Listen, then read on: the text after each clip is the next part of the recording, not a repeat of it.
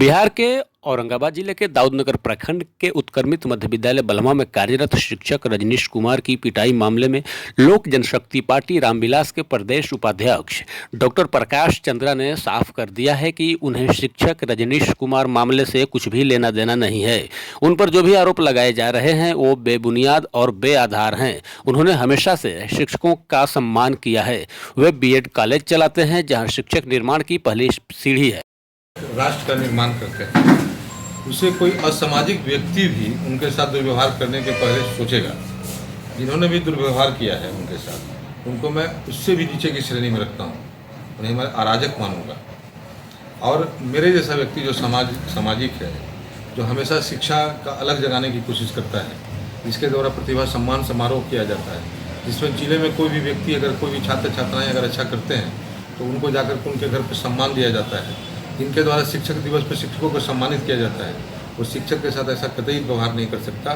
मैं इस घटना के बारे में आपको यह बताना चाहता हूँ कि रजनीश जी ने शिक्षक के आचरण के विरुद्ध आचरण करते हुए उस दिन छोटी मोटी बातों पे सुरक्षाकर्मी जो भारतीय सेना के रिटायर्ड जवान हैं, हमारे जो अग्निवीर हैं, वो भी रिटायर होने के बाद, जैसा कि हमारे प्रधानमंत्री जी कहते हैं, तो किसी न किसी के यहाँ सुरक्षाकर्मी की नौकरी करेंगे। तो जो 15 साल की सेवा जिन्होंने सीमा पे दिया, अपने बच्चों को छोड़ करके देश के लिए जान की बाजी लगाई, उनसे हम ऐसा उम्मीद नहीं कर सकते कि वो जाकर के उनके साथ बदमाशी करेंगे। उन्होंने जाम लगा हुआ था, उन्होंने गाड़ी हटाने के लिए उनको कहा। उस क्रम में चूँकि सरदार हैं तो उनका बोलने का शैली था कि सर गाड़ी हटाओ। अब हटाओ में हो गया कि तुम क्यों बोले। ये जब उलझ रहे थे तो हम उनको जा करके बोले, रजनीश जी प्रणाम कर रहे हैं आपको। तो वो बोले कि गुंडा लेके आप चल रहे हैं। हमने हम आपको प्रणाम कर रहे हैं, आप बोल रहे हैं कि गुंडा लेके चल रहे हैं। उस पर 2 लड़के गाड़ी से उतर गए, उनके साथ लोग उलझ गए। हम उस झगड़ा को बचाने की नीयत से, अगर हमको उन पर हमला करना होता तो उस दिन हमारे साथ 15 लोग थे, वो अकेले थे और गाँव के बाहर खड़े थे, जहाँ पे एकदम सन्नाटा था, रात था। हम उसी समय उनके साथ झगड़ा कर रहे थे। उसके बाद वो हमारी गाड़ी को पीछा किए हैं, 2 बार जबरन हमारी गाड़ी को लगा के धक्का मार देंगे, साइड लेने का कोशिश किए। और हम 2 जगह सुनील शर्मा जी और राजू शर्मा जी के यहाँ बिरई से न्योता करने के बाद नागेंद्र शर्मा जी के यहाँ रह जा रहे थे। मैंने अश्विनी तिवारी जो भारतीय जनता पार्टी के जिला प्रवक्ता हैं उनको फ़ोन किया कि रजनीश जी इस तरह का दुर्व्यवहार कर रहे हैं, लड़कों से झगड़ा कर लिए हैं। और एक 17 साल का युवक जिसका नाम अभिषेक तिवारी, उससे उनका बहस हुआ था। उसको उंगली दिखा करके लड़ रहे थे, तो उसी में बोल दिया था उनको कि उंगली तोड़ देंगे। और उसके लिए मैंने उसको डांटा भी, उसको जबरन गाड़ी में बिठाया। हम उनसे माफ़ी मांगे रजनीश जी से, गाड़ी लेके भागे।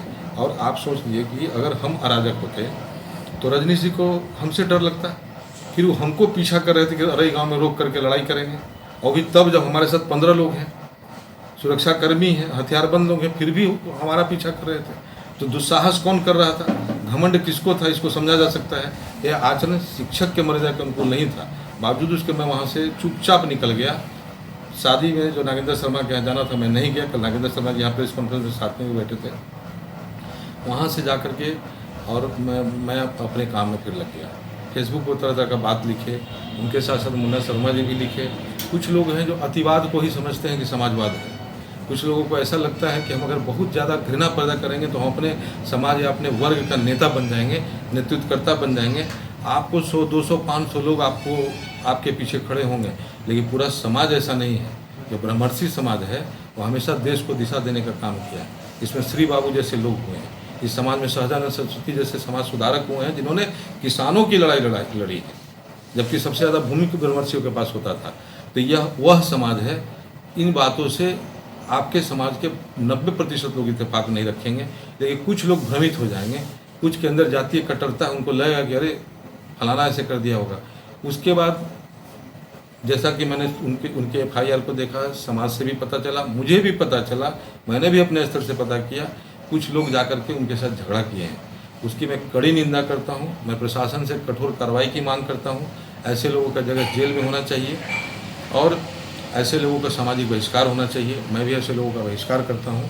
लेकिन आप ये बताएं कि अगर नीलमणि जी के द्वारा लिखा जाता है मेरे बारे में अपशब्द, तो क्या उसको यह कहा जाएगा कि ये सुशील बाबू के बहुत खास हैं इसलिए सुशील सिंह करवा रहे होंगे? क्या इसको यह मान लिया जाए? अगर ऐसा नहीं है तो मेरे साथ रहने वाला कोई लड़का अगर जाके झगड़ा करता है तो उसके लिए दोषी मैं कैसे हो सकता हूँ? प्रकाश चंद्रा के पास इतना काम है और इतना सकारात्मक काम है कि इन सब नकारात्मक में ऊर्जा क्यों लगाएंगे। हैंड्स ऑफ प्रकाश चंद्रा में 22,000 से ज़्यादा युवा हैं।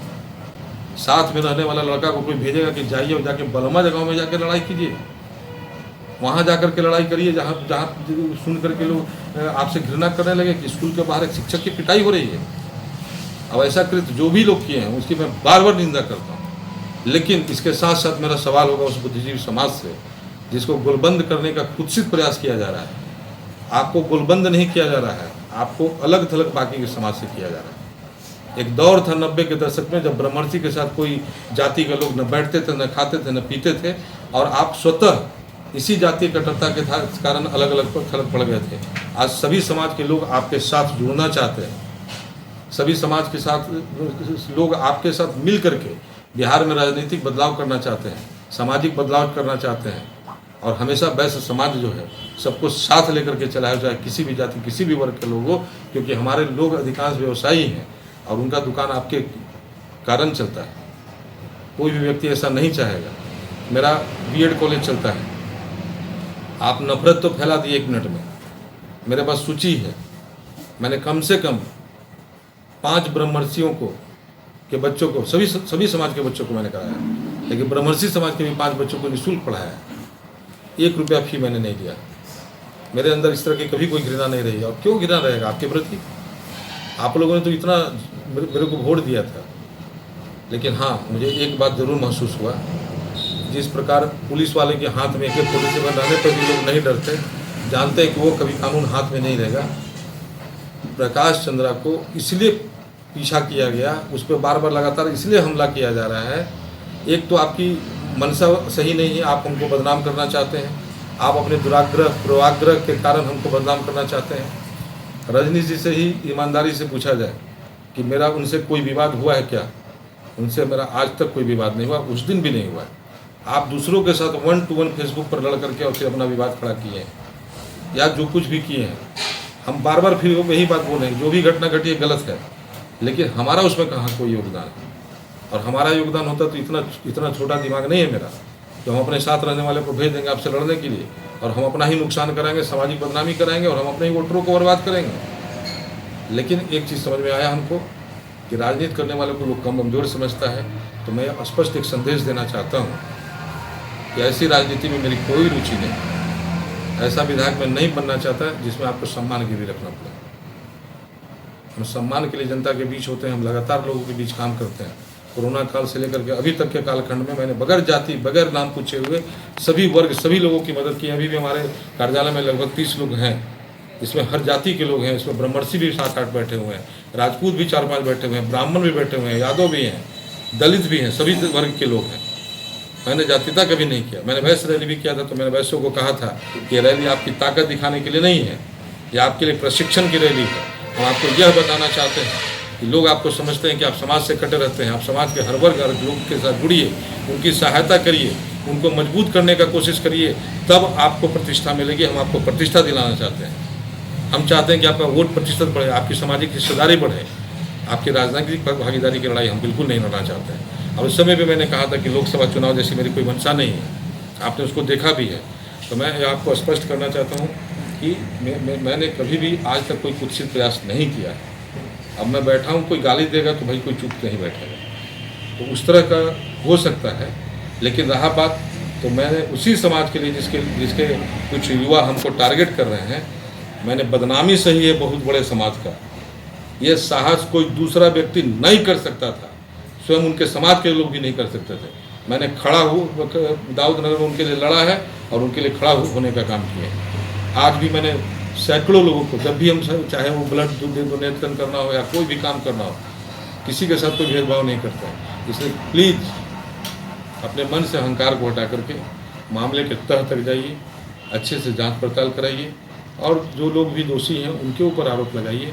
बेवजह किसी को बदनाम कर देने से इससे आपके समाज की मान सम्मान को ठेस पहुंचेगा, धक्का लगेगा। आपके समाज में भी जो प्रबुद्ध है वो आहत हो रहे हैं। नहीं घटी है, वो RTI एक्टिविस्ट हैं, उनका अपना काम है, हमको कभी उनसे कोई लेना देना नहीं रहता है। बल्कि चुनाव में मैं आपको बता दूं कि उनका पूरा परिवार हमारे सपोर्ट में था। जिस गांव की आप बात करते हैं, आज भी 90% लोग हमारे सपोर्ट में रहते हैं। और वहाँ के उस समय भी चुनाव में हमको वहाँ के लोगों का 90% वोट मिला। रजनी जी के पूरे फैमिली से हमारा अच्छा रिश्ता है। होता क्या है ना कि आपके दिमाग में अगर कोई कुछ घुस गया उसको कोई निकाल नहीं सकता है। वहम का कोई इलाज नहीं है, एक मात्र यही चीज़ है उस संबंध को समाप्त कर देता है। और दूसरी बात और है कि अगर आप इसी तरह से दुराग्रह फैलाते रहेंगे, तीसरे चौथे लोग मज़ा लेने लगेंगे, तीसरे चौथे लोग इसमें गलत तरीके से इंटरवेन करेंगे, सामाजिक दूरी बढ़ेगी। 90 के दशक वाला भी बिहार या समाज मत बनाइए। प्रबुद्ध लोग हैं, आगे बढ़िए, आगे बढ़ने दीजिए लोगों को। घृणा से कुछ नहीं मिलना है। अगर मेरे मन में कुछ घृणा होता किसी समाज के प्रति तो मैंने घोषणा किया था कुछ दिन पहले, आप लोगों ने देखा होगा कि श्री बाबू का मूर्ति मैं दाऊदनगर में लगाऊंगा। दाऊदनगर में श्री बाबू का मूर्ति लगाना ही एक चैलेंज है। जैसे हम सब लोग बोलते हैं कि ये दाऊदनगर द्वारिका है, वृंदावन है, और वहाँ मैंने बोला कि मूर्ति लगाऊंगा, तो मेरे अंदर कहाँ कोई पूर्वाग्रह है। हमारे आदर्श वो हैं जिन्होंने समाज के लिए काम किया है, चाहे वो बिहार विभूति अनुग्रह बाबू हों या फिर बिहार के श्री हमारे श्री बाबू हों, या गांधी जी हों, या लोहिया हों, या जयप्रकाश जी हों। जो लोग समाज को देते हैं वो हमारे लिए, और हम सामाजिक व्यक्ति हैं, हम पूरे समाज को साथ लेकर के चलने वाले लोग हैं।